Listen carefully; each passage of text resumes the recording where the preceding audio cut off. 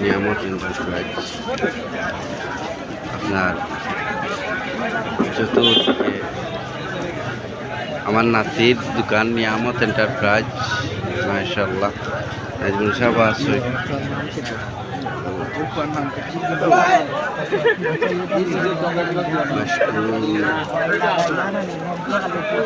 এই কোম্পানির মালিক আমার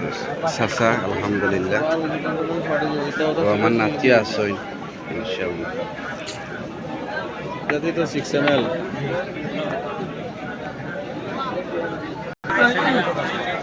সব ডিস্ট্রিক্ট